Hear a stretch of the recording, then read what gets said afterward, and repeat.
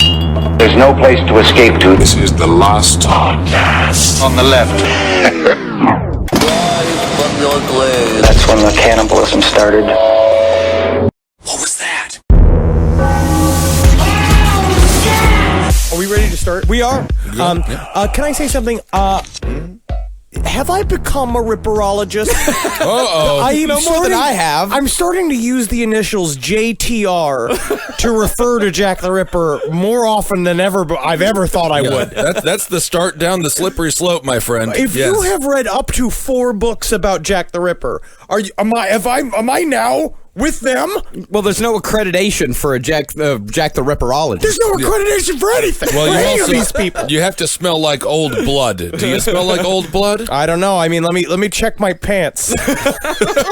All right, welcome to the show, everyone. This is the last podcast on the left. I am Ben Kissel. I'm staring at Marcus Parks, and he's in studio with us today. The only smell I'm getting is dick. Oh, right. Well, then you're not yet a Ripperologist. All right, good. I'm relieved. But by the end of this episode, all of us will be, including the listeners. We're on to Jack the Ripper Part 5, Suspects Part 2. Technically Jack the Ripper Part 4, The Suspects Part 2. Oh, Yes. what? No, Yes. Yeah, it's like it said before. It's like Harry Potter and the Deathly Hallows. It was 2 movies, Part 1 and Part 2. No,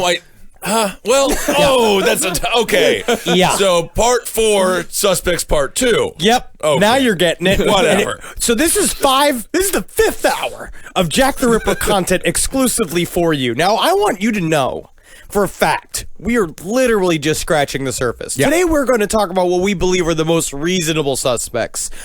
There are many more. Just go to casebook.com. I believe the name of it, it's casebookjacktheripper.com. Let me see the actual web. www.casebook.org. Yeah. If you just want to go through. Huh? And that makes it official. Oh, wow. That makes it very, very special. But there are many. There's a suspects page that has 3, 6, 9, 12, 15, 18, 21, 24, 27, 30, 33, 34 different suspects that each have a book written about them. Well, now that we got Jeff Sessions in there under Donald Trump, it'll be a .gov pretty soon. I'm sure Trump is going to solve it.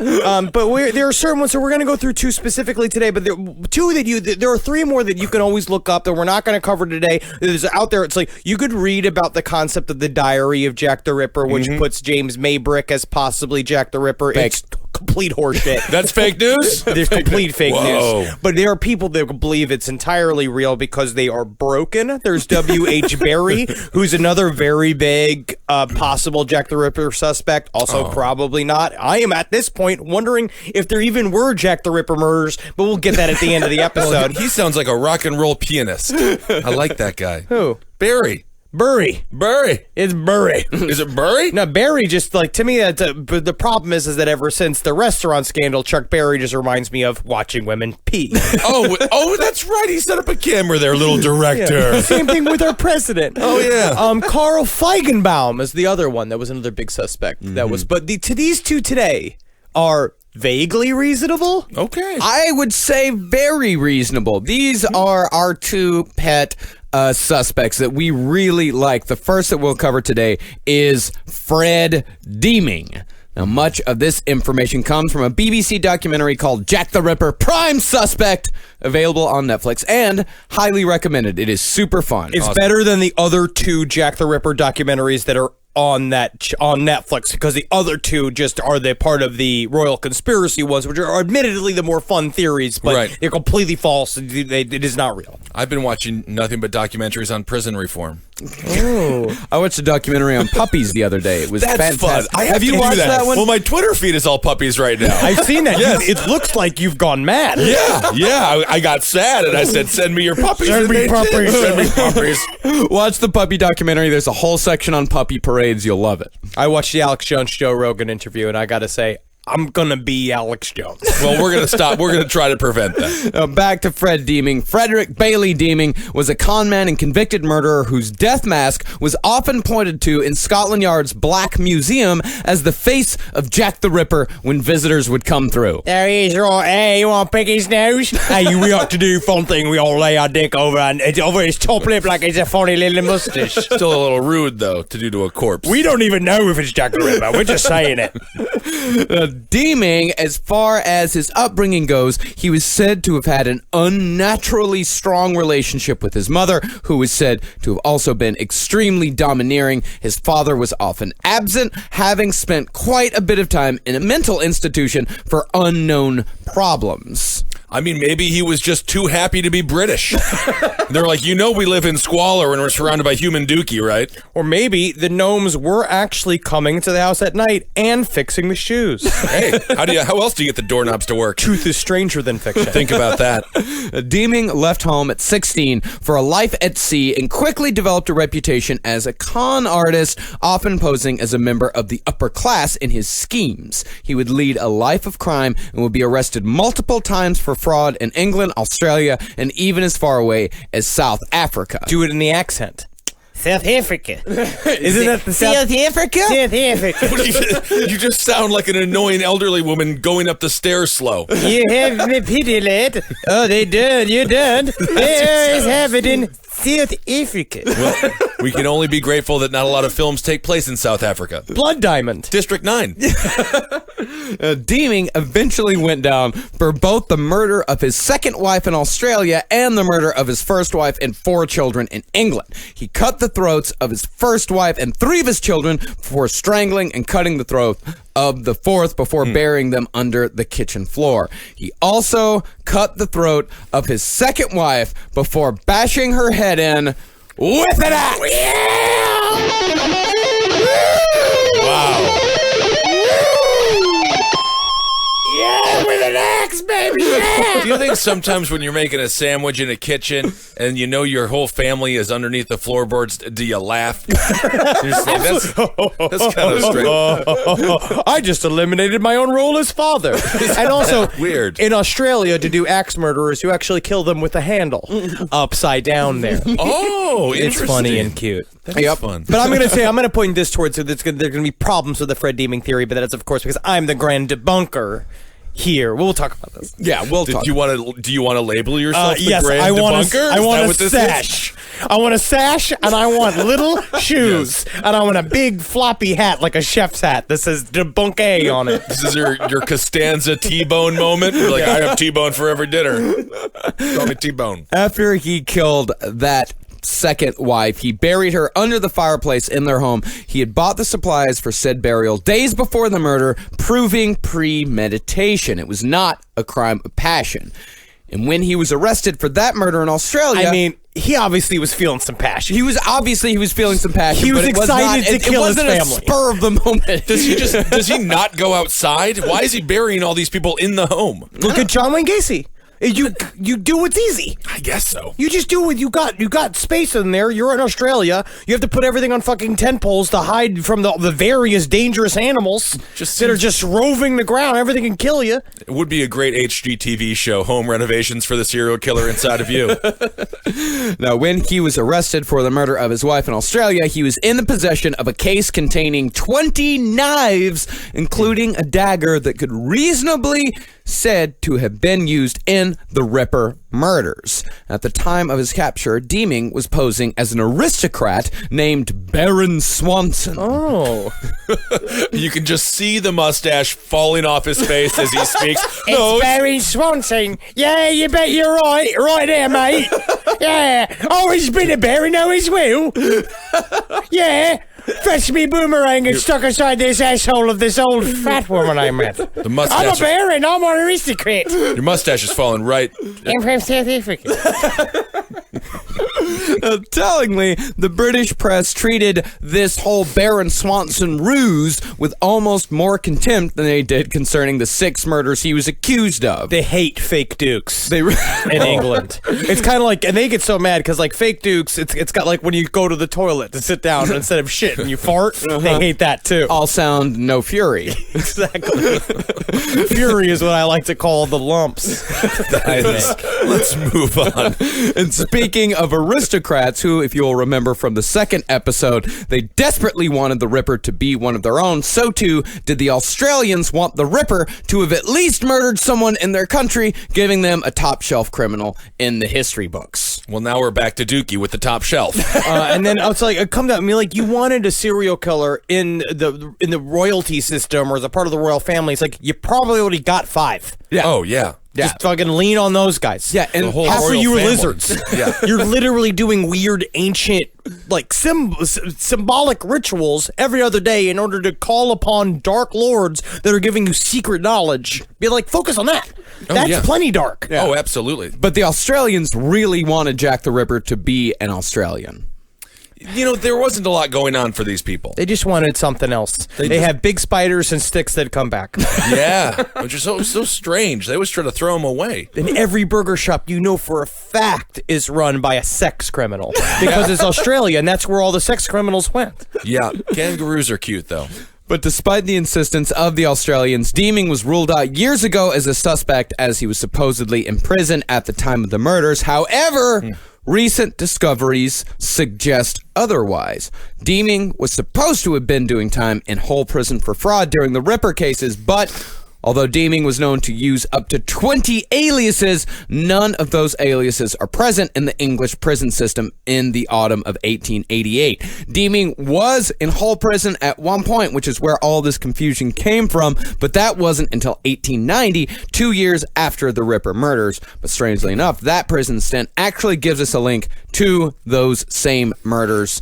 So, but he was in prison for fraud, not for the multiple murders. I mean, the multiple murders came later. Yeah, he killed his family, but we'll get into that too, because killing your family is different than killing prostitutes. Well, Because you know your family, you know why they're bad. what I'm about to say right here, this disproves that. Soon after Deeming was released, the body of a young girl was found not an hour's walk from the prison, dead from injuries similar to that of the victims of Fred Deeming and Jack the Ripper. This suggests that while Deeming was only proved to have killed family members, it is very probable that he committed at least one stranger murder as well, suggesting that he was very well capable of killing prostitutes. You know what, Marcus? I'm going to make you the grand debunker. No! No, I'm a bunker. You just debunked Henry. No, that's right. I did debunk You him. I debunked the debunker. You're the grand debunker. Oh, wait a second, though. Let me adjust my debunker cap.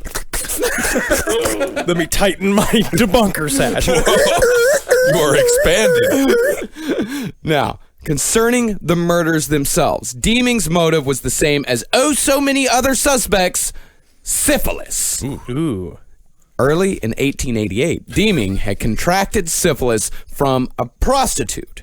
Years later, Deeming would tell his lawyer during the murder trial for his wife and family that the syphilis rendered him, quote-unquote, Useless for 2 years, I was. And then he went on record saying that if he could have killed a prostitute who gave him the disease, he would have, and she would have fucking deserved it. Huh?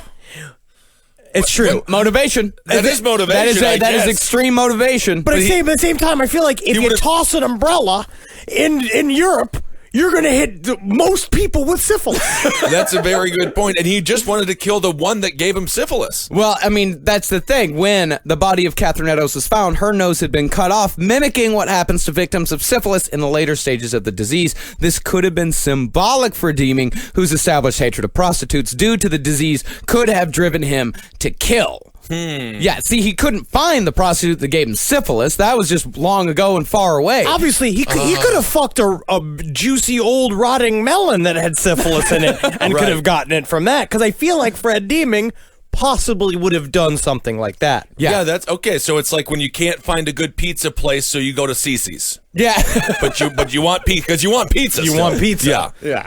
All right. Now, syphilis, as we know, can also cause psychosis, and Deeming was said to have had hallucinations featuring his mother. Interesting. And also, worst. that's a tied to normal serial killer motivation, and also it made you impotent. So that's the other big thing too, is that your penis doesn't work anymore, and you're really upset about it. Very upset. That's what he meant by saying that he was rendered useless for 2 years. Right.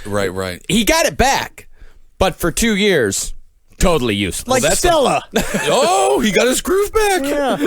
Now, concerning that syphilis psychosis, Deeming actually used that as an excuse as to why he murdered his whole family. He blamed this and the press for his conviction, saying he had been tried and convicted in the papers. He called the press, quote, the ugliest race of people I've ever seen. Absolutely disgusting. It's sad. Sad. I can't believe how disgusting the race of press is. It's disgusting. He called the press is a race now? Yeah, the press is a whole race of people. He called them racist people. That's a strange way. Dishonest. Very dishonest. Dishonest, disgusting. Absolutely, it's tremendous the amount of disrespect they're showing them. But that rude. But it's kind of interesting is that he calling them a race. He just thinks every job is a different species of human. Yeah, he's a sailor human. They are press people. Interesting.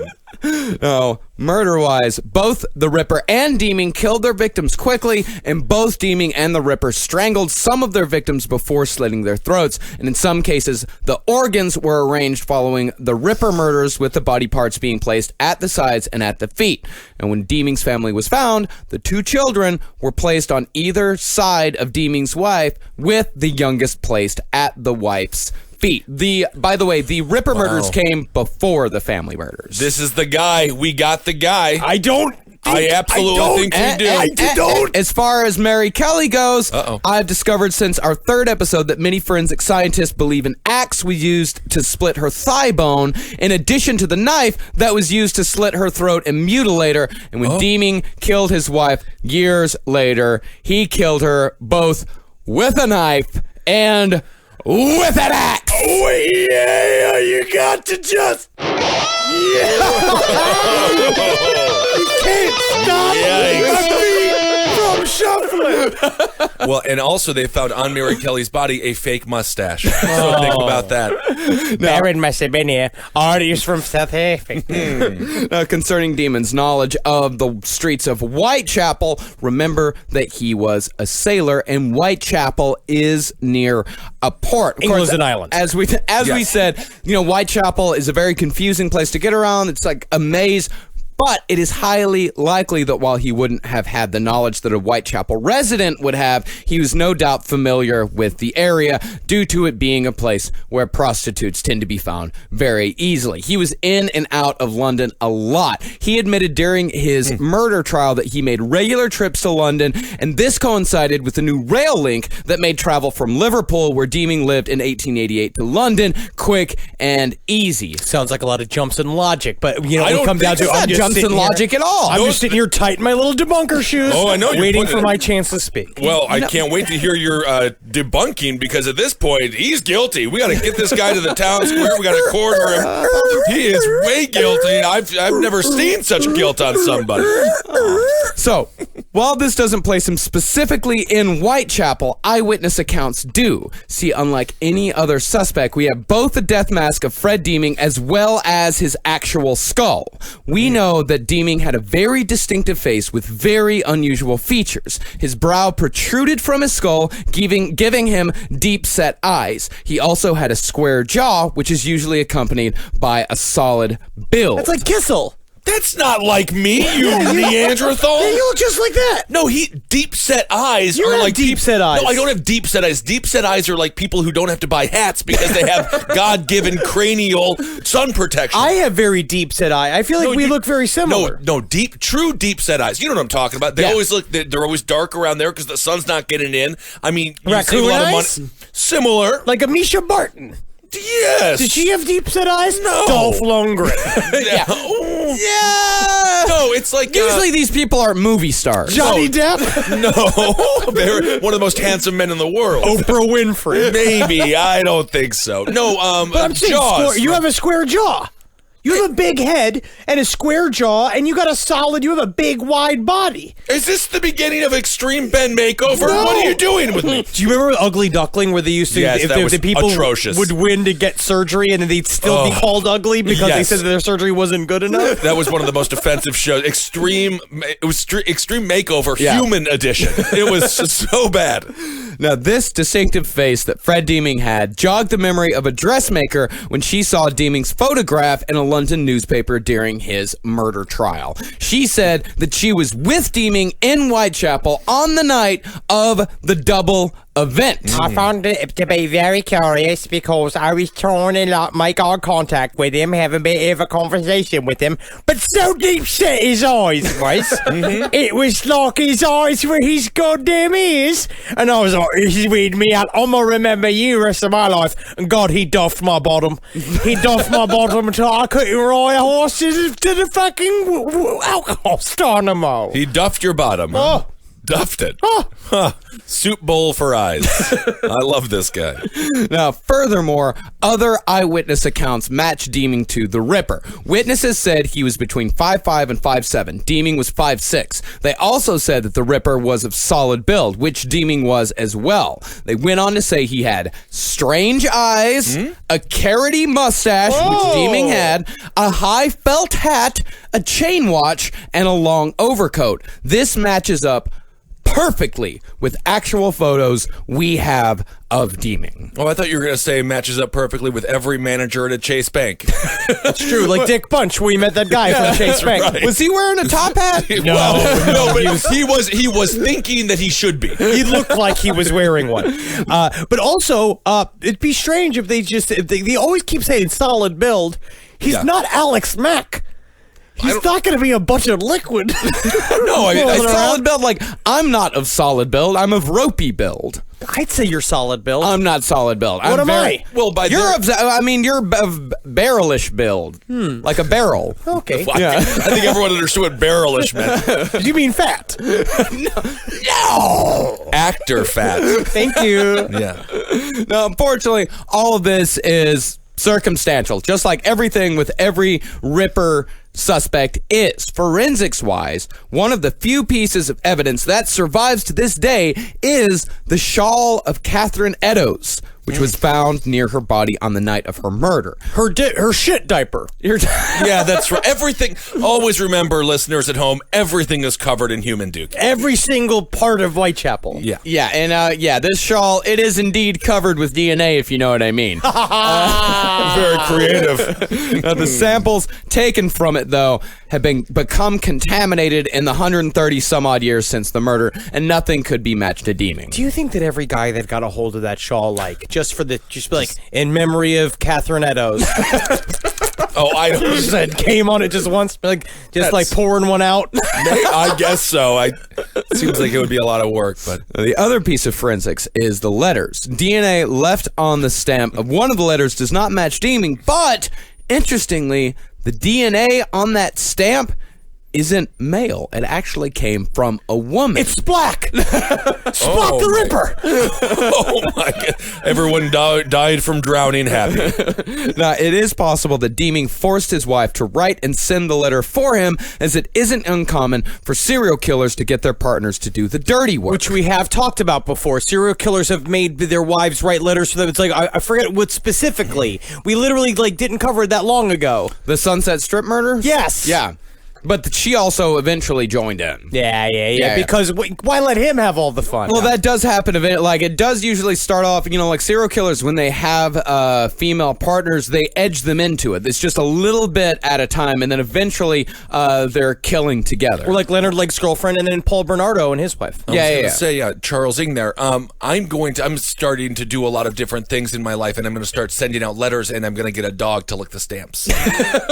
What, to keep you away from the hard DNA evidence of what don't you're know. sending? No. Are you going to be No. sending weird, crude letters like Albert Fish used to do? You're like, I wish just to see wanna- you sit upon a pile of your sweet peanut butter. There is a Chihuahua mix in the pound right now in Brooklyn named Brooklyn, and I might go buy it. Isn't that the dog that hates everybody? Yeah. Yeah, 'cause that's why it's called Brooklyn. Also, how are you going to take care of an animal, you can barely take care of yourself. It's Brooklyn, baby. It takes care of itself. That's not true. It's a dog. Oh, it's Dogs a can't Chihuahua get a mix. job and feed itself. It can't go to the store. I can feed it. Every time I have a bite of something, I throw another bite on the floor. You're gonna do that dog what my family did to our dog. Oh. Now, the whole theory about Deeming's wife sending the letter, that's pretty wild speculation. It could have just as likely been that whoever sent the letter handed it to a female postal worker and she put the stamp on herself. This is my favorite part. That's disgusting. However, Deeming does match the psychological profile worked up by the FBI Behavioral Sciences Unit. This is what their profile said. Age 28 to 36, a domineering mother, an absent father, carried a knife or knives. Deeming was arrested with 20, and he suffered from a venereal disease contracted by a prostitute. In addition, many credible ripperologists believe that the Ripper was a sailor, a job that Deeming held for most of his life. And they say that the reason why is because of the shoes. They say a lot of times because of rubber shoes. They were also very, I guess, rare. I don't fucking know. They're good. The rubber shoes are what you want, huh? Yeah, I guess they made you easy to sneak, but grip. yeah. Sneak and grip, like little cat's paws. Yeah, for a boat. That would make sense. Yeah, but that's not to say that there aren't problems with Deeming as a suspect. Since Deeming had so many aliases, it's entirely possible he could have been present at the time of the murders under a name not known to the investigators. But that is, of course, like speculation. He might have been in prison. He might not have. But He was just feeling jaunty this morning. He's just like, yeah, the name is Dr. Vlad Cheerio. yeah, but that does not rule him out. Sure, but it doesn't also solidify him. No, absolutely not. No, I'm saying that there are definitely problems with this. There's nothing that solidifies anything to anybody. I think he's the one. Interesting. Yeah, he's either Jack the Ripper or a moonshiner. But that is the thing. But also, if it's true that he did kill a woman outside of his family, right? I wonder if I would like to find out whether or not that woman looked like his wife. Because what you'd hear about is like serial killers a lot of time kill people that remind them of people that they hate. And I understand looking at your family and being like, this group's gotta go. But I also understand. But if you see somebody who looks just like your wife out in the street, I mean, and you hate your wife, you're probably like, yeah, there she is again. She never dies. And then you have to like kill her too, you know? So you fantasized about killing Jackie Zabrowski. No, That's what it seems only like. if I lived with her. I see. And also, the Deeming MO, it doesn't match up quite as well as I'd like. Deeming was known to hide his victims, including the possible victim he may have killed after being released from Hull Prison in 1891. And concerning the syphilis psychosis, Deeming had only lived with the disease for less than a year in the autumn of 1888, and the psychosis takes much longer than that to develop as a symptom. But don't you go pretty much immediately impotent? Sometimes. Oh God, that's a bad gamble. Most It's a bad guys, one, yeah. most guys do go immediately impotent. Like, for example, Randolph Churchill from the last episode. He went he was impotent, and they say that's why he ordered William Gull to start the whole Freemason thing Yeah. because he was mad because his dick didn't work. So does your body like feel it when it no longer can have a baby? What? You know, because We can never have children. well, we can have children, But the we're penis- not impotent. You can get horny, and then your penis doesn't work. It never. Oh, it doesn't rise. It doesn't rise up. It's literally see. the cause for what I imagine is most horrific events that have happened on the face of the planet. Yeah. Have come from men not being able to get a hard on. Yeah. Okay. Yeah. But as far as I can tell, there's nothing to definitively rule out Deeming as a suspect. And as an interesting postscript to the Deeming story, when Deeming was finally hanged, the people of Whitechapel wrote a song to commemorate the occasion. On the 21st of May, Frederick Deeming passed away. On the scaffold, he did say, "Tara." Ta-ra da boom today! Ta-ra da boom today! Tehran to boom today. Ta-ra da boom today! This is a happy day, an East End holiday. The Ripper's gone away. The Ripper's gone away. The happiest day for these local yokels was watching a man die. That was the happiest day for anybody in 18. They got to get a people- Frasier. They got to get a Seinfeld. They watched house fires like it was television. Right, that's right. The guy was running across. But also, we had the whole same thing town. when Montague Druid also died. The cops also said, "We got our Ripper now. We just pulled him out of the Thames." They're just really excited to have gotten the Ripper. Yeah. Yeah, I Anybody guess so. that could have been the Ripper, they were pretty excited when that person was killed. Sure. Yeah. But obviously, he's got his pros and his cons. Yeah. My big thing is that it would be hard to know Whitechapel because it's just so dark there. But I guess if Yeah. you're around looking for prostitutes all the time, He was in and out of Whitechapel a ton. it's like I've only been to Harry Potter World in Orlando twice, and I know that place like the back of my hand now. Hold on a second. You've been there twice? Yeah. For Christmas times, both with the family, all love it. And now It's a you're- gigantic shopping mall. It's like a money vacuum that you just show up and they're just like, "You want to feel like a wizard? It's only $75 for this hat." So twice the Harry Zabrowski tribe have just rampaged Harry Potter. Oh, tromping around, drinking her butterbeer. Me screaming, "Smile, smile! Everyone smile!" Horrifying for the poor people that work there. Some days they don't want to be a wizard, but they have to be when the Zabrowskis are around. Absolutely, because we demand it. But as compelling as Deeming is, just as compelling is a man who was under our noses the entire time. That man is Joseph Barnett, the boyfriend of Mary Kelly. This is interesting. Interesting. This is, again, It's a all the- little too interesting. Of course, right? All of this is a little too interesting. I wonder if he was related to our Kevin Barnett. Could be.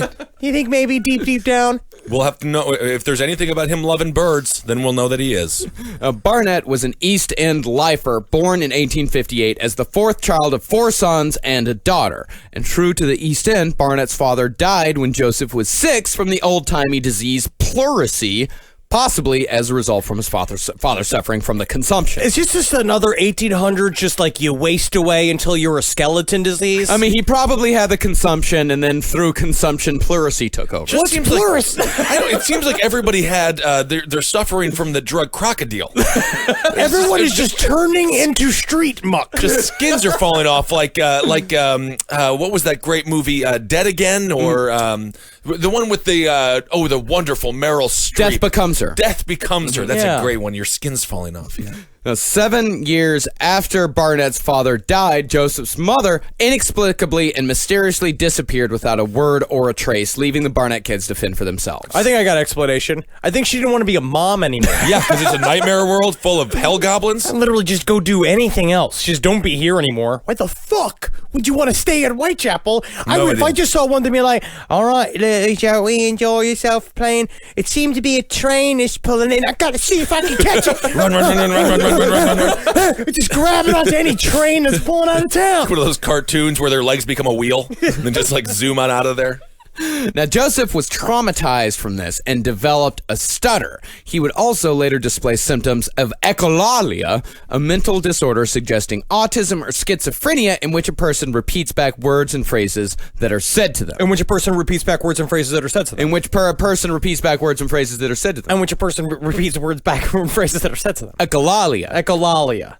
I got about 2 more minutes where I can handle that. But apparently, it's also, it's a sign of autism, which shows that, like, he had some kind of weird mental disorder and probably, again, very unattractive to be a mother to. I don't know. I mean, honestly, if he is autistic, he might be the smartest person in Whitechapel because autism does require an extreme focus, and oftentimes there's hidden talents that just need to be discovered. Interesting that you say that, Actually, Kissel. it is interesting that you Accidentally, say- very good. That was on purpose. I'm not the debunker here. Yeah, actually, Joseph had no trouble intellectually. He was actually very well spoken. He could read and write exceptionally well. He was a smart guy by all accounts, but being an East Ender, he, like his father before him, worked as a fish porter his entire life. Fish porters unloaded and transported fish packed in large trunks weighing almost 100 pounds each. They carried these trunks on their heads using specially designed hats named bobbins. Cute. Ooh, it's like the Tropicana girl. Yeah.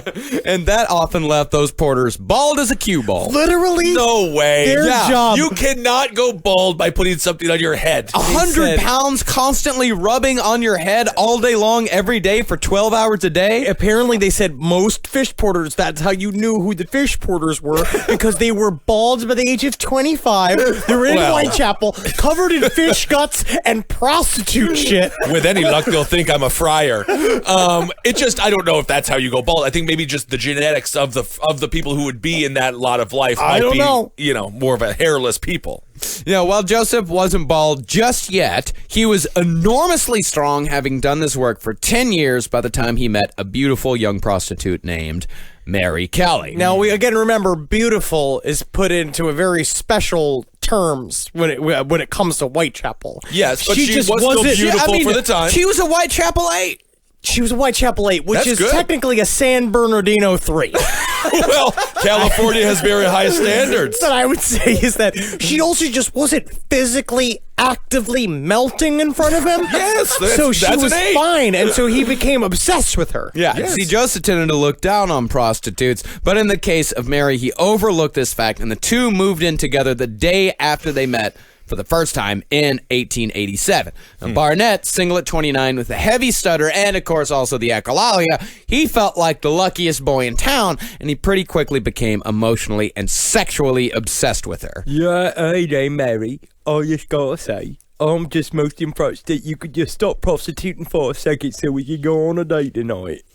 I never stopped I prostituting. never stopped prostituting. Why did you say that? I prostitute all the time. I prostitute all the time. Don't make me say that. Every time you say that, I say that. I love the gush I love the goose. of men. I love the goose of men. So I am Don't make still- me say it I again. am actively prostitute. I am actively a prostitute. Sucking and- I hate prostitutes that make me sucking and... Okay. No, from Mary's point of view, Barnett was a nice change of pace from the usual dregs she knocked around with. For while Joseph was a fisherman, he was intelligent and also a bit of a fancy boy who always wore top hats. Okay. Also, he was weirdly bald from carrying boxes and trunks of fish dick on his head. The best he smelt like was like new fish. Like there's no way he ever smelt good. Like it's just. Well, she was a Whitechapel prostitute. She's not doing great either. I guess not. I mean, it's just usually when someone drops trout, the smell in the room gets worse. But you get a feeling it was a nice relief from fish guts and overall bass. Your balls are actually the best part of you. I think that would make a lot of sense. But more importantly to Mary, Barnett was more than happy to pay her way so he could keep her off the streets and out of prostitution. And this was precisely the reason why Mary Kelly had a room while the other victims all stayed in doss houses. She was the lowest form of kept woman. But this arrangement only worked as long as Joseph had that steady fish money coming in. And it was not very good either. Baby, we got that fish money coming in, baby. It was like £3 a week. Yeah, it was very little, yeah. And sure enough, after 10 years working in Billingsgate Market, Joseph was suddenly fired, most likely for stealing fish. See, Barnett was eager to please Mary, so he was constantly buying her gifts, quote, such as meat and other things, as he later So put it. he would buy. He would That's a steal gift? meat and bring it to her, kind of like a cat, or like the dad from Scrooge, where Yes. he showed me like, "That's $20 worth of veal." Yeah, it's sort of like a Lady in the Tramp type thing, I guess. Yeah, the other things that he talked about, that was probably fish he was smuggling out of the market to give to Mary Kelly. Is she the penguin? I mean, why would? Oh, thank you for the fish. I got you a bit of fish. I hope that makes you smile. That's my favorite. That's my favourite. That's why I brought it to you, because I knew you'd say something nice for once. Okay, get out of here. I got a prostitute. Okay, get out of here. I got a prostitute. This is disgusting. I brought you up to 4 pence worth of fish guts. Well, I'm about to be swimming in. Well, I'm about to be swimming in cum. Yes. There you go. After Barnett was fired from the fish market, he managed to get work here and there selling oranges as sailors. Scurvy, you gotta get that you gotta get that vitamin C in there. So Yeah. there was a lot of orange sellers around, but the income wasn't anywhere near what he was pulling down as a fisherman. So Kelly, who had become accustomed to this fish and meat lifestyle that Barnett had provided, Oh, her, there's high class, highfalutin And again, Mary also, Kelly. this is how Kevin Barnett's future girlfriends must feel. Because now that Yes. he can afford the meat and the fish to bring home, because They're- he's working on that very wonderful job in the television Carmichael in Los show, Angeles. Yeah, of course. yep. Mary Kelly returned to the streets once more to make her living the way she had always made it. And this put Barnett in a bit of a pickle. See, from what I can tell, Mary didn't like Barnett all that much and actually seemed to have actively despised him. Apparently, she openly talked about how much she disliked him, and they got into many vicious fights. Yeah, because Mary Kelly was a mean drunk, as we all know. And so after Barnett lost his job, there was no real reason for Mary to stick around besides the room, and even then that probably wouldn't be around for much longer. So Joseph came up with a plan. As we said in our first episode, the series of 11 killings that became known as the Whitechapel murders were kicked off by the stabbing death of Martha Tabram and the beating death of Emma Smith, who had been beaten to death by 3 street toughs. These killings would have no doubt affected Mary, who may or may not have known the women personally. What actually is interesting, too, is that witnesses and people with, like... Witnesses, huh? I know. Completely uncredible. But they have said that he would read the stories out loud to Mary purposely to make her upset. Yeah. Well, but that's she not was a nice- also asking him to read the story. She can't read. Oh, she can't read. He can read. Well, I think there's a lot of upsides here. Yeah, and they all lived on the same street, both the victims and Mary Kelly, and most likely would have at least been familiar with each other, all belonging to the same subset of hard-drinking local prostitutes. You know, I just thought about him stealing fish in his top hat, and he comes home, and she's like, "You didn't bring me any fish," and then he lifts up the top hat, and it all comes falling down. Oh, I brought you gifts, dear. This is the Heathcliff world I imagine. This sounds kind What's of happening nice. in Whitechapel. If this was real love, it would be kind of sweet. Yeah, Ben, this is what happens when Heathcliff becomes real. Hey, That's look what this is. That's look at what that. this is. This is, Joseph Barnett is Heathcliff. Oh, look at that. He's got a lot of friends and a car that doesn't work unless you hit it just so. And so when Barnett lost his job, he resorted to the most desperate of measures. He would kill local prostitutes to scare Mary off the streets and back into his arms. Now, this isn't as much of a stretch as you might imagine. It's not a very long leap. It's a pretty long leap, but it's not a very long leap from gutting fish to mutilating women. In fact, one physician who was stationed at London Hospital during the murders and had spent time in the North Sea said that, quote, The great surgical skill which Jack the Ripper used to apply to his female victims could easily have been picked up by a man accustomed to boning and filleting fish. Women are just like fish. Yeah, that's what it sort of seems like, and I would have to say there's a huge difference. It seems like it. Yeah. It's a leap, definitely. It's not an impossible leap. That surgeon was just thinking about gutting fish. Right. Imagining gutting women. And completely hard thinking about both. That's unique to that doctor there. And so Jack the Ripper claimed his first victim, Mary Nichols, on August 31st, 1888, shortly after Barnett lost his job. And 8 days later, Annie Chapman was found dead. And while there isn't a direct connection to Nichols, Barnett, and Mary Kelly, Chapman is a little more interesting. In the past, Chapman had stayed at 30 Dorset Street, just 2 doors away from Barnett and Kelly's apartment, and one newspaper would claim that Chapman and Kelly had been friends at one point. Now, it could be that the killing of a person unknown to Kelly didn't have the desired effect, and so Barnett not only moved on to someone that Kelly actually knew to drive the point home a little further, but also upped the ante on the mutilation. Because that would make her extra scared, because now it happened to somebody you know. Now that it's happening to somebody you know, it's like, how do you feel now? Like your best friend that we just saw, the one that like she would take the fish, but instead of holding it in her hands, she put it inside of her vagina. Yeah. Okay. So he's killing a bunch of prostitutes to scare, Mary Kelly. But it would be hilarious if, first of all, she didn't even realize that anyone was going missing. Then be like, God damn it. You're like, but it just seems like a real roundabout way to get her to come back to him. You say that. Yeah. Well, it just does. It seems like quite a mental stretch to. Yeah. You say that. Yeah. I don't. Now, 3 weeks went by without... And by the way, none of this is really in court records or anything like that. This is just cobbled together from people who kind of knew them. Ripperologists. Yeah.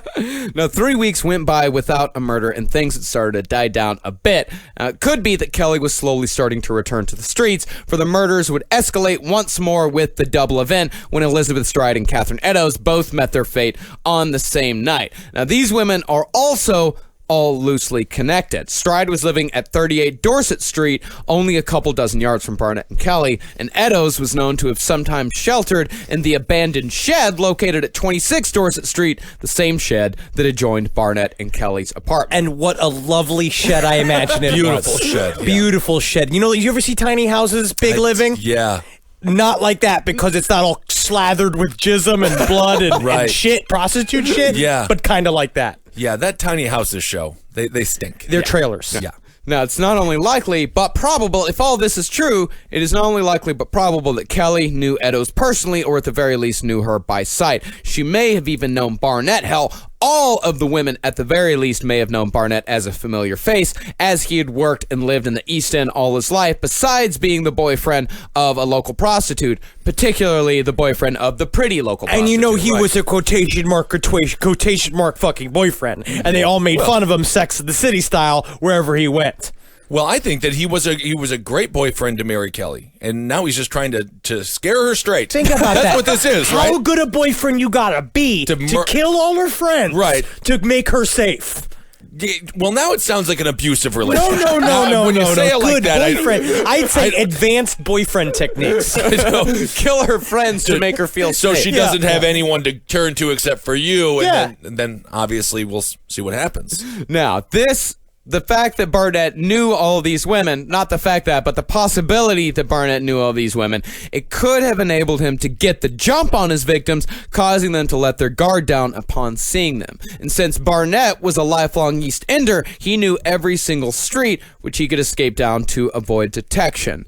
And unlike many of the other suspects, there is actually a bit of evidence leaking Barnett, although it is, like everything else, extremely circumstantial. Always. A constable followed a line from the Catherine Eddowes murder in Mitre Square to the Bloody Apron on Goulston Street over to a bloody sink in Miller's Court. Straight line between the three sites. The constable never gave the exact location, but it is known that there was a water tap in Miller's Court right outside Barnett and Kelly's room. And not only did Barnett live close to all his victims, he lived close to all of the murder sites. And Yeah. And what we know about serial killers is that most of the time they work in their neighborhood. a lot of times they do, yeah. But weren't there always just piles of bloody clothes, and every sink was full of blood? Yeah. Can't you just stop by any place? But that was thicker, newer blood. They Oh, I remember see. the older blood patterns because they have to. Well, that's how you give directions. Yeah, Yes. take a left by the 3-week-old blood pile.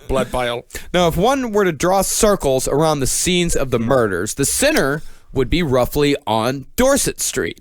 Now, this falls in line with the circle hypothesis, which says that a large percentage of serial killers live within a few minutes' walk of their crimes.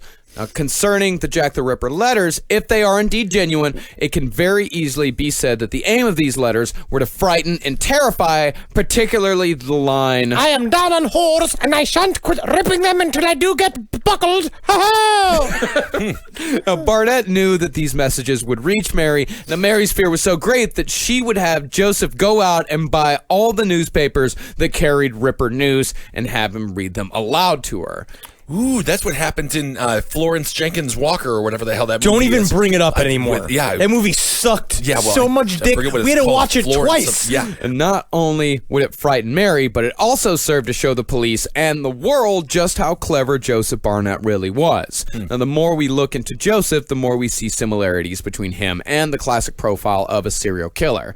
He was an intelligent man working a menial job below his potential, which is common among serial killers such as Dennis Rader, who was a dog catcher and security guard, and also enjoyed showing the press and the police how much smarter than them he was until that actually got him caught. That's if those first two letters where the Dear Boss letters Yeah. were real. If but they are real. But if the From Hell letter is real, right, to George Lusk, there's a thing apparently, which is really interesting, is that part of what is when the one credible witness in this fucking theory came forward and said that, like, you saw that Jack the Ripper was wearing rubber shoes, right? We were saying that it puts him to the sailors, but also the only other people that were wearing rubber shoes in Whitechapel at the time were members of the Whitechapel Vigilance Committee, which means whoever he saw that, like, could have possibly been a part of the committee and also have known George Lust's personal address. And what they also know is the fact that he, Joseph, was a member of the Vigilance Committee. He was part, so maybe he knew from the inside and who to send the letter to. And so if the From Hell letter is real, it could have also possibly been for Joseph Barnett with the same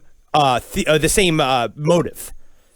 I think you could use a rubber shoe as a stamp. I'm saying if you ink it up on the bottom and put a little etch in there. Further, as far as the profile goes, Joseph came from a family with an absent father and a cold and distant mother, much like Henry Lee Lucas and dozens of others. Joseph suffered from echolalia, which can be symptomatic of schizophrenia, which is common among extremely violent serial killers. Many times, the initial kill is triggered by a huge change or stress of some sort, and the Ripper killings began very soon after Joseph lost his job. And keeping Mary off the streets might have been just the excuse he was looking for to begin killing.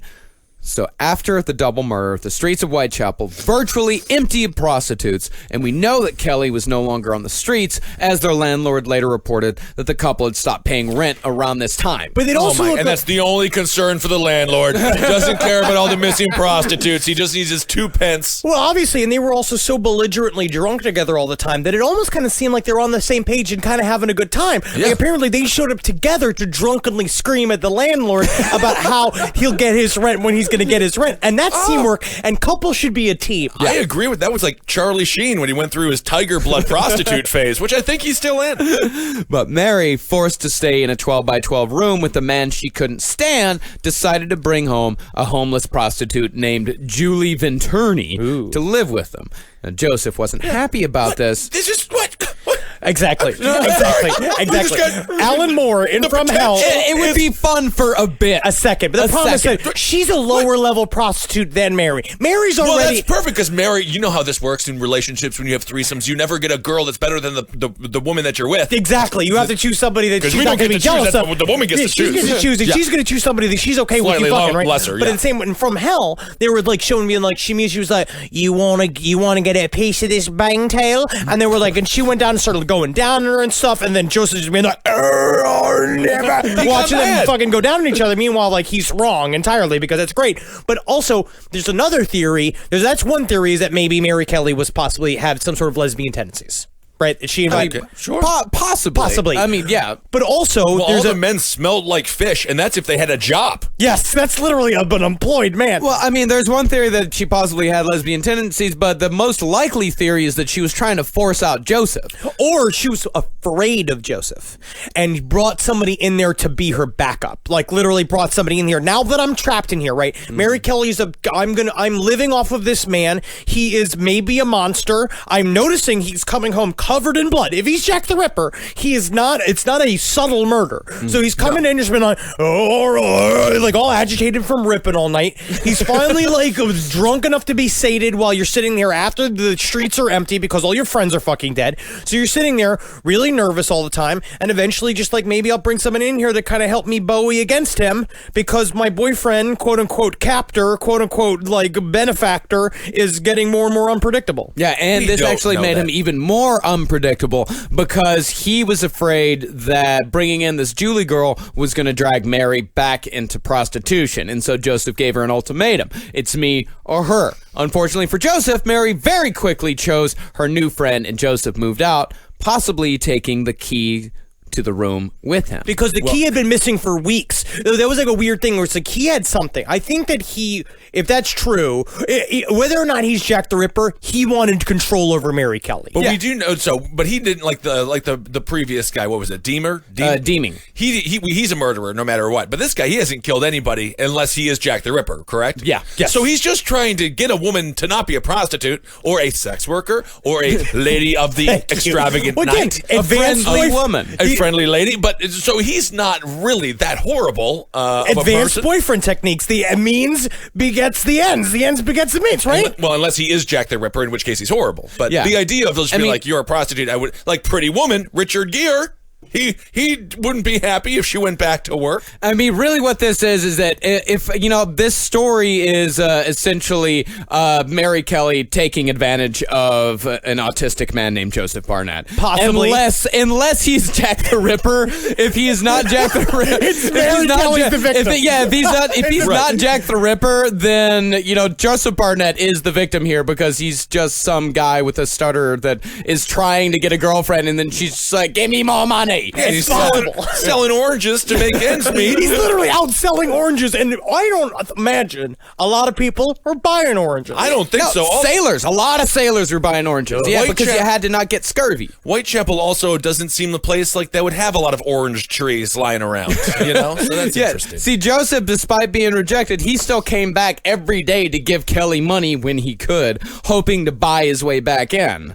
And when Julie moved out, the homeless prostitute, Barnett thought that it was time for him to move back in. But Mary didn't want that because her life was a hell of a lot easier now that Barnett was just showing up and giving her money rather than sitting with her in a tiny room repeating everything that he said day in, day out. God, just hours of that. Kelly decided that she wanted to live in the room alone. And the theory goes, if Barnett is the Ripper, that didn't sit too well with him. On November 8th, the two got into a huge fight about the living situation, after which Joseph stormed out, and Mary went out and got trashed at a local pub, taking two different men home that night. Ooh. And in the early morning Wrong hours, kind of threesome.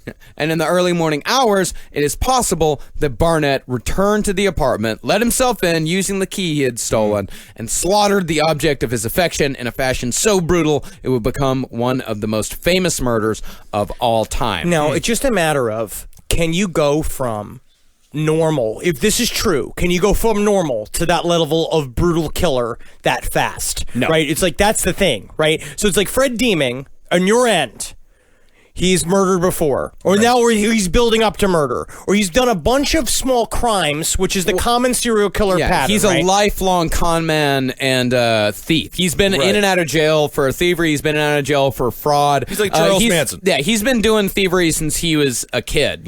So this is a lifelong thing for him. And this guy's been working his whole life making an honest paycheck. True, but it's like, so Fred Deeming, he maybe slips up and kills somebody, and now since he's contracted syphilis, that is enough, you think, for him to jump to the level of murder right? Because kind of like product killing. He's still, and because he escalates each time. Yes. Every time, because he's been going in and out of Whitechapel for a while now, visiting prostitutes in Whitechapel from this new rail line from Liverpool to London. So he's already going in and out of Whitechapel for prostitution. So he already knows the area. So it makes sense that he would return to Whitechapel to use as his killing fields, because that was the same place where he first contracted syphilis. Yes. Right. Yes, because it's symbolic.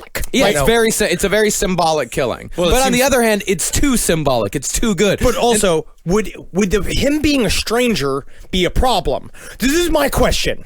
If Whitechapel is... So there's 1,200 prostitutes in this densely packed, triangle of streets. Roughly. Right?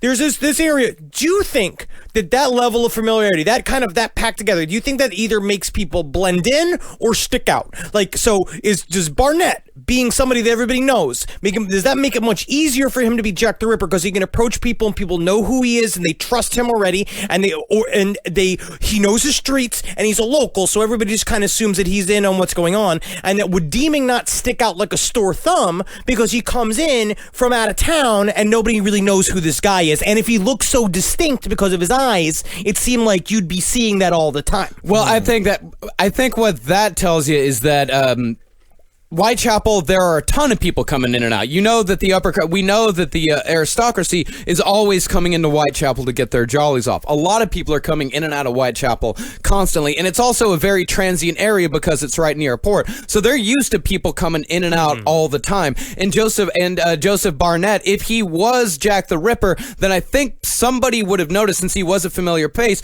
people would have noticed him being around all of the murders every single time. They would have noticed, oh shit, Joseph was wasn't right over here. Oh shit, Joseph was over here as well. He was at all these murders. And really, since Deeming had such a distinctive face, he was seen around all the murders. People did remember him a lot more. So Deeming was actually seen at the murder scenes, or at least near the murder scenes, or at the very least in Whitechapel the night of. And furthermore, as far as the night that he was in Whitechapel, that dressmaker saw him the next day. He was reading the newspaper, and she said when he read about the double event, she said that he got extremely agitated. That's not a good sign. But this is my thing. What if Long Liz was not killed by Jack the Ripper? I think That is extremely possible. I'm starting to think, number one, like, none of this happened. I'm going insane. But what if Long Liz was not a Jack the Ripper victim? I think if she was not, it points towards Barnett, right? And points towards building up that idea that he was killed. He is going nuts with obsession over Mary Kelly, that he's willing to kill her friends in order to keep her inside. I think that I think the problem is the mutilation. That is the thing where it's just like, that's a very big, product killing is a different type of murder. Yeah. That is a sexual deviancy. That's something that's really driven, that would have shown during other things. Like, he would have had to have been pissing his pants and killing animals and shit like that, and coming his pants when he's killing animals. Well, my biggest thing about Barnett is that Barnett's too much of a story. After all the stuff that we've covered, all the serial killers that we've covered, it's never that clean. There is never a story. It's always a mess. It's always madness. There's nothing there that's an actual narrative. It's always just insanity. And for me, Fred Deeming is insanity. For me, Fred Deeming comes in like a whirlwind and kills all of these women in a very messy fashion. But Joseph Barnett, there's too much motivation. There's too much of a tale there. And it's never a movie. It's never a story. And for me, Barnett is such a movie. Well, also, we're reading it from the perspective of historians that have pieced this together as a story. Yeah. Right? So it's like they're piecing it so you could see, like, they're presenting it, right? Yeah. Saying, like, this is how maybe it could work. But one thing I will also point towards Burnett is that Burnett was actually investigated by Aberline. He was pulled in first to identify the body of Mary Kelly, but he was so strange when they brought in to identify the body that what they did was, back in the day, is that they would have all the witnesses in a big hall, and the witnesses would come in and speak. They call it an inquest. Yes, and it's just like they would come, so they all watch it. It was very interesting to see how people behaved. Where it's just like he showed up and he kind of he said he was in two different places that night. It was like this like weird thing. Obvious he fucked up his own testimony because no one's reliable because it's fucking Whitechapel. Even they're not even reliable to themselves. So it's like they are. So it's strange. It seemed like it was like this weird thing. So he was on a list for a while. But a lot of Barnett's stuff a lot of the Barnett story comes from newspapers, which, newspapers at the time were the most unreliable things possible. As opposed to now. Totally accurate now.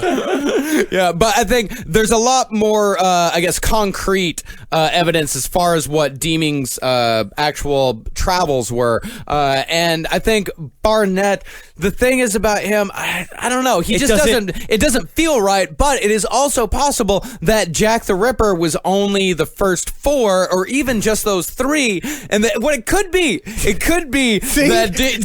Marcus is starting to smile way too much. Now, it could be that Deeming killed Mary Nichols, Annie Chapman, and Catherine Eddowes. Deeming killed those 3. Elizabeth Stride was killed by someone altogether different, but Mary Kelly was killed by Joseph Barnett. Yeah. I could completely buy that. possible. And actually, because I'm starting to think that too, is that I honestly, it's been a long time. It's been a very long time. It's been like 140 something years. Am I wrong? Was that good math? It's about 130. All right. Right around there. And so It's 1 year off from being 130. almost 130 years. Jack the Ripper didn't get caught. Jack the Ripper didn't get caught. But, this could also be the same thing as the Boston Strangler, because we know that Albert DeSalvo did not commit all of the Boston Strangler murders. He probably committed one of them, and in fact, it was probably more like 3 people that committed the Boston Strangler murders. Well, it could be that the Jack the Ripper murders were also 3 people as well, and that would make sense that, Elizabeth Stride and Catherine Eddowes, the night of the double event, it makes a lot more sense that is 2 different people rather than one person running from one scene to the other. Yes. And unless you believe that he's a roving sex maniac. Yeah. Which is possible. Which is also very possible that he didn't get his jollies off with Stride, so he moved on to Eddowes. But it also, I do kind of like that, let's go for everyone's right. Yeah. A conclusion where everybody is right, like the end of the movie Clue. They all did it. They all did I'm it. going to go home and sleep with my wife. But I will put it this way: Jack the Ripper is still it's a really Oh, my compelling goodness. case. Yeah. Well, There's a reason why we did 5 hours of it. Yeah. yeah. Read all of the stuff on it. It's very compelling. You'll be a blabbering idiot as well. That's exciting. I do blame the media. Media is always in the crosshairs here, but this is one of the first examples where the media, I think, drives these stories. It was the first example of the media driving a a story. That's why it's so huge. And it's a great Yeah. study in both criminology and in journalism. And back to the idea of many people, you read an article about this, and next thing you know, you're inspired to go and do it yourself. I mean, I think that's what happened with Zodiac. I think it's just a bunch of copycat people, and I think it could be the same thing here. Media doesn't take any responsibility whatsoever. They just want to sell papers. It's true, And it's it a little could- bit, and I don't think it does it's not for the greater good. because they can't. They look at responsibility. I was actually reading a very interesting article last night about people trying to put responsibility into the idea of how we use our cell phones and the fact that we're addicted to them, like our behavior. I think that maybe they should start thinking about the responsibility of app makers to the fact that thinking about the fact that they're ruining our lives by how addictive the apps are. Do you know what I do? I don't pay for anything on my games. I get the games because they always want you to pay because But then you plateau, and it's the most boring thing on the face of the planet. No, then you just stop playing until they let you play again. They make you take like an hour or 24 hours off. That's what I do. Anyway, wow. So Barnett or Deeming, those are the two biggest suspects For us. For last podcast on the left. Unbelievable. I'm Deeming's my man. All right. Yeah, well, I mean Barnett. It's the thing. Upon re-going to, it's like I can see it, but at the same time I can't because it's such a big jump. yeah, I'm going to go with Deeming as well because I just don't want to believe someone who sells fresh produce could hurt anybody or anything. I don't know why the way they carve up them fruit. Two oranges smashed next to each other to me looks like a set of breasts. The other day, because I'm trying to lose weight, I'm on a new drug called Ally, which captures the fat, by the way. Oh, you're doing this shit Oh, again? it's the best. You did this. The Is same. this speed? Are you just taking speed again? No. You did the same. No. He is his feet are connected to the ceiling, and he's been doing this trying to turn upside down like a bat. Now, my question though is, but is this the same thing that made all the gel bond, like all this fat gel together, and then you just shat clear gel? I remember that. Yeah, years ago. Yeah, back when I was also getting healthy, and I lost about 30 pounds. Okay. and it's all in the sewer system. So that's kind of disgusting if you think about it. But I did buy some mango off the street for the first time in the Ziploc bag. Some of the best mango I ever had. Yeah, dude, I eat a shitload of mango all the time. Yeah, so that's why I'm saying I don't want to believe people who sell produce could kill because I'm quite fond of their food. Yeah. Anyway, 5 parts. Wow. Well, actually 4 parts and then 2. I don't Yeah, know yeah. anymore how much Ancillary it's been. parts. Yeah. Yes. We did it though. We did it. and we solved the case. That's Yeah, right. we solved the case. Yeah, Marianne Nichols, Annie Chapman, and Catherine Eddowes killed by Fred Deeming. Elizabeth Stride, person unknown, and Mary Jane Kelly by Joseph Barnett. But I would say that probably Deeming. All right. Well, I'm not. I did learn a lot. And the most important thing I learned was that the fat guy from Nuns on the Run was also in Harry Potter. in Harry because Potter. people always tweeted at me. Yeah. So thank you for that. Also in From Hell. Yes. Which is the Jackie Ripper thing. That's actually the more important fact. That is the more important fact. That's a much more important connection. And yeah. you've been to Harry Potter World twice. 2 times. 2 times, which is exciting. All right, everyone. Thank you guys so much for listening. And thanks so much for supporting us with the Patreon and all those things. We have a bunch of fun things happening. I want to say shout out to Chicago. We had a wonderful time last weekend. Thank you so much for the great hospitality. And we had a bunch of stuff coming up in the A future. man attacked you. Yes, but then he wrote an apology email to me. Oh, that's so nice. It was interesting to say the least, and no hard feelings, of course. Everyone was extremely intoxicated, and so you have to have that's a good Midwestern time. Absolutely. Yeah, we've got a lot of live shows coming up. CaveComedyRadio.com/live is where you can get tickets to St. Paul, Ithaca, Salt Lake City, and San Francisco. So CaveComedyRadio.com/live is where you can find all of those dates. And of course, if you want to be first in line for our upcoming Texas tour, which is going to be happening in April, we are just a tiny bit away from getting all of those dates booked. Houston, Austin, and Dallas, we're going to be coming to in April. If you want to get first crack at those tickets, give to our Patreon. All it takes is $1. If you go to patreon.com/lastpodcast on the left and give just $1, you get advance ticket sales. So please give to our Patreon if you feel like we deserve it. Thank you so much to everybody who has given to our Patreon. You guys are the absolute fucking best. You're the best. Follow us on Twitter. I'm at Henry Loves You, at Ben Kissel, at Yep. Marcus Parks. I am currently, and I will be retweeting pet pictures until, for the foreseen future here, because I'm getting a lot of them, and I'm just going to do like 3 a day as opposed to the hundreds that I've tweeted. Because it just seems like a desperate, weird thing after a while when it gets into the hundreds. Yeah. Well, I figured I didn't want to be mean to someone who sent me a picture of their pet, because then it'd be like, he's retweeting all of these ones, but he didn't retweet this one. Well, he So- wasn't a good enough pet. No, but every pet is a good enough pet. I don't If you know. Find, they all seem to be loved to me. That's love. That's good. Isn't that nice? And then also on Yes. Instagram, I'm at Dr. Fantasty, at Marcus Parks, Yep. at Ben Kissel 1. And then find us on Last Podcast Left on all of the bullshits at LP on the Left, and get off Facebook. Yeah, and if anyone sent me anything on Facebook, sorry, I dropped out of Facebook like 2 weeks ago, and I think I'm haven't- out. Yeah, I think I'm out. Pretty sure I'm out of Facebook. So yeah, if you want to get a hold of me about something, Yeah. Twitter, like get a hold of me on Twitter. They know too much about us. They know I am starting to get paranoid. Yeah, deeply. You're Worse starting than to get paranoid? Worse than before. And Oh, also, my Alex goodness. Jones, Joe Rogan thing sent me down another rabbit hole last night, where it's just like, Alex Jones, say what you will about the man. He's a lunatic. Yes, but he is also an encyclopedia of conspiracy theory. It's crazy. And when he just ticks off stuff, you're like, holy shit, there's a lot going on. Do you know that Darwin was did this whole thing where he was hallucinating, and that's a part of how he came up with the theory of evolution, and that possibly he believed that aliens were speaking to his brain? Are you just repeating what Alex Jones said, or did you look this up on your own? I looked it up on my own after I heard what he said. I mean, I think he was just thinking. Darwin was thinking.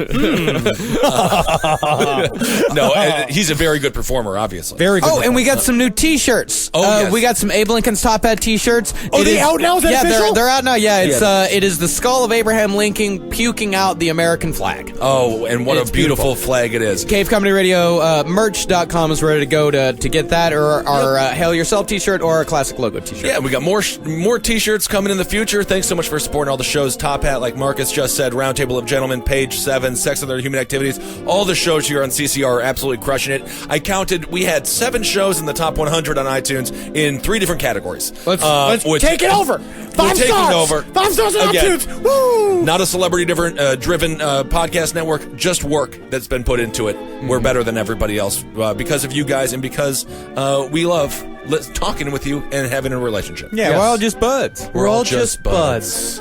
Hail yourselves, everybody. Hail Satan. Hail Geen! Hail me.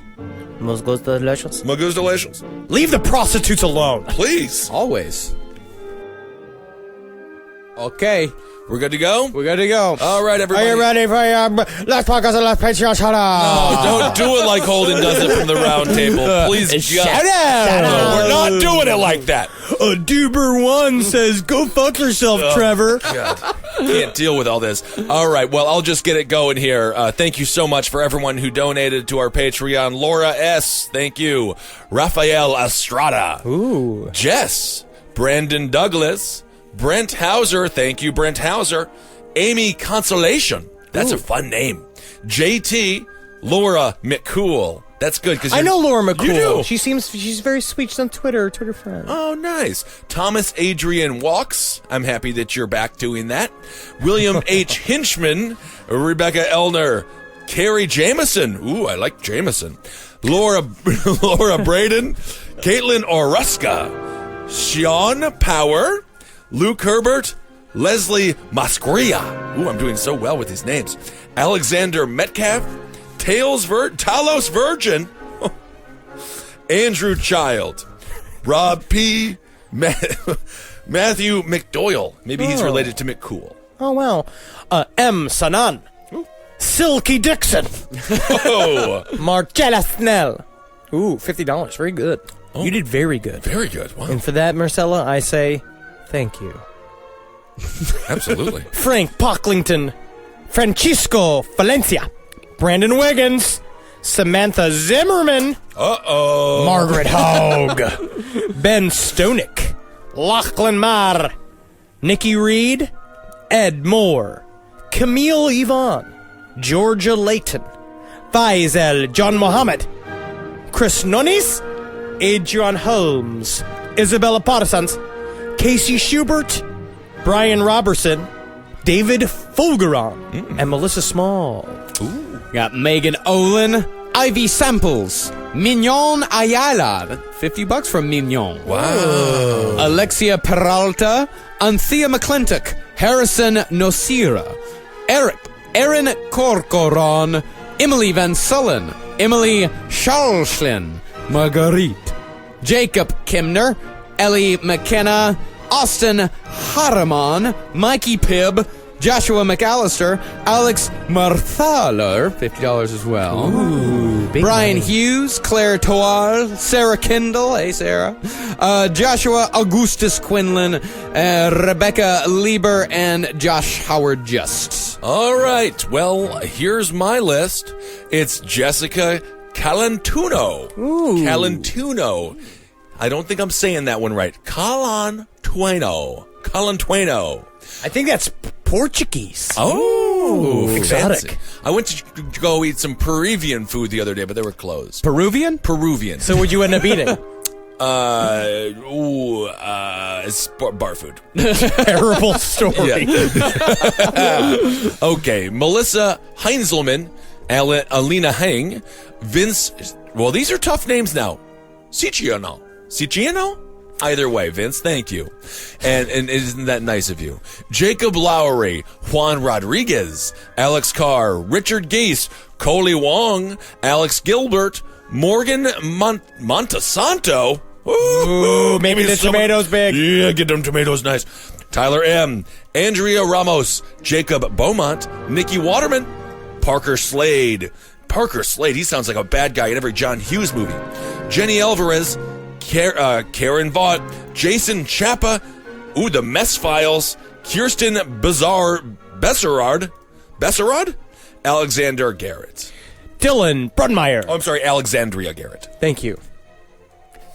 You may go, I apologize. Jared Wheatley, Alec like the Baldwin, Evie, Jordan Marsh, Maureen Fury, Amanda Burke, Krista Just, Liz Boyce, Melissa Blizzard, Daniel Morton, Joshua Funky, bow out down down out down bow out down down down. Hope it's the music, not your butt, you stupid. Well, I don't know about that. Jennifer Ortiz, Samantha Stevens, Craig Campbell, Amanda Williamson, Frank Just, Trevor Collins, Pat, Alex Resendez, Mallory Weiser, Stephanie Smith. Sounds like a fake name. Stephanie Smith? Yeah, That sounds like a super real name. fake name.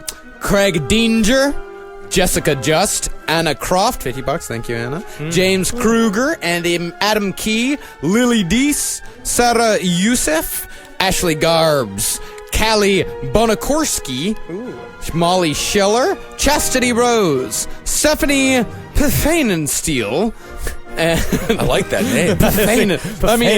Pfannenstiel. Anna, Rachel Fitchman, Rachel Gottesman, Joshua Finke, Les Knight, Blith Bourgeois, Bethany McFarland, Bert Havard, Andrew Cash, and Aaron Hood. All right, here we got Melvin Horner. Love you, Melvin. Maxwell Moody, Lindsay Kopke, Tian Liu, Matthew Patton, Jesse Witt, Justin Colley, Jim Stengili, Brooke O'Dubs. Oh, I like that. O'Dubs. O'Dubs. Emilio Rodriguez, Oscar Luna, Jeannie Konzenberg, Old Creeping with Armstrong, Clinton D. Borowski, Janelle Powell Fulton, Matthew Crouch, Brian Roger, Logan Blaskowski, Harry just edited the Harry, Jeremy Laurie. They lowered their pledge. Yes, he lowered the pledge. And thank you for that, Harry, because he listened to a few episodes. He said, I've rethought it. But he still contributed, and we I'll take appreciate it. that. We'll take that. We love that very much. Jeremy Lurlila, Thomas Mahan, and Elizabeth. Thank you so much. Miranda Kaye Novell, Melinda House, David Vaughn, Veronica Stewart, Bobby Heil, Related? What? Claire Chamley, Christy Lewis, Sabina Mariella, Rob Deal, Jeffrey Smith, Samantha McDougal, Jenna Pucci, Yertzer, Josh Brennan, Caroline Mordi, David Haimovich, Nick Dudakovic,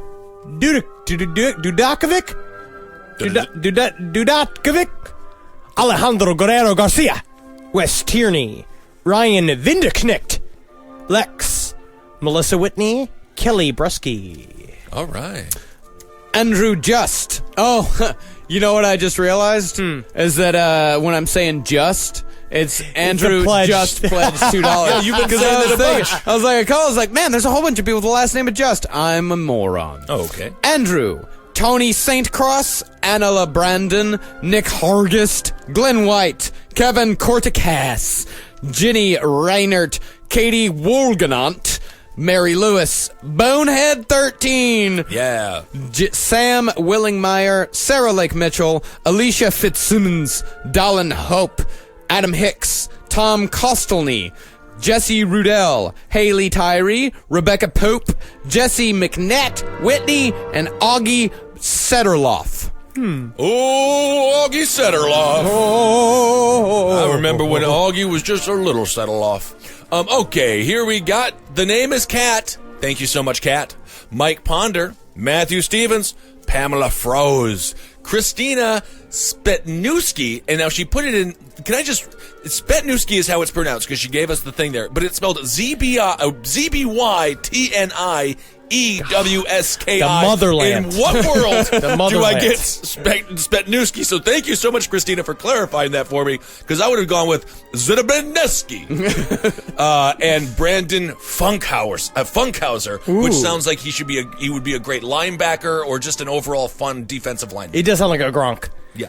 Sean Beld, Sarah Mitchell, Ernesto Oreca, Michael Bailey, Natalie Connors, Heather Church, hey girl, hi, Danielle Burodick, Jordan Elmer, Eric Guerrieri, Andrew B, Hysteria 51, cool name. Or do you not have parents? Are you a crust funk that just lives on the street? Oh. Kelly Harrington, Jake Begun, Priscilla Alba, Manuel Zapata, Caleb McAllister, Kellen Dayton, Haley Gray, Emily Mankus, David Flisk, Christopher Bowles, Gusif Fame. Wow. Got Desiree Lopez, Juan Hernandez, Jennifer Castellega, Wade Prother, Tyree Kordowski, Ellie Marie, Fran Lolacano, Sarah Stayer, Heather Andrews, Joshua Nichols, Jay Stevens, Cracked_Machine, Janelle O'Malley, Madison Jacob, Patrick McMullen, Audra Gruntz, Katie Parr, Sonia Vazbrune, Michelle Best, Arlene Henriquez, Jackson Davis, and Blank Bonafede. I want to thank Mike Ponder as well. He gave $50, so thank you, Mike, for that. That's very sweet. That's unbelievably nice. And this next list of names, it's either people who give $25 or $50. This is a very wealthy card that This I'm is holding wealthy. here. Yeah, it's big money. So thank you guys so much. Again, $1 or $50. I mean, it all means the world to us. So let's go on. Justin Riley, Tom Jordan, Maya Carraro, Bodil Sorlaken, Mark Strickland, Kyle Sweezy. Ooh, that's kind of like Yeezy, so maybe he's a rapper. Interesting. Caitlin Russell, Kyle Lair, Colette McKiernan, and Ashley Bell. Thank you so much. Ruth Westcott, Kelly Budrick. I believe there were also, you met Kelly Budrick. Yes. Yes, hey, thank you Wonderful. so much, $50. You're nuts. Ryan Shore, Jeff Watson, Tyson Timmer, Brooks Bracken, Christarina, Liam Bryant, William Mayhall, Stephanie Whitney, Jessica Barton, Alexandra Ace, Claire Noonan. It's a Noonan. Let's get a Noonan. Carl. Poor Carl. His name is Carl? Nope, he just has one name. Carl. No one else. No family. Oh, I like Carl. Groff Vorharft. Signful Curves. Adam Bitsnitch. Don't tell him anything. Bittersnitch. Justin Killian. Castastic. Charles Dowd. Courtney Ship, Ryan, Ashley Causey, Jake Hart, Charles Griffiths, Maggie Jake Hart. That's our friend Jake Yeah, Hart. Jake Hart. Jake. Hey. Yes, he's got a great show here at the CC Cave Comedy Radio. Or at, No, at the Creek in the Cave. Yeah. Where are we? Maggie Love. Come on. Sonia, Ashley Kamel, Eric Foster, Kristen, Nadine Whitmer, Elizabeth Gamble, Sally Kuchar, Mike McMillan, Kim Wyndham, Ashton Little, Ali Trin, and Krista L. Xavier. All right, I will wrap it all up here for me with Aaron Lofties, Caleb Brock, Ryan Allison, Karen Girdler. Ooh, that's a fun Karen Girdler. Girdler. It's the Girdler wedding. Remember that when Leno used to be like, these two names are funny together. It's a funny It's name. a funny name. It's like I didn't have to write anything.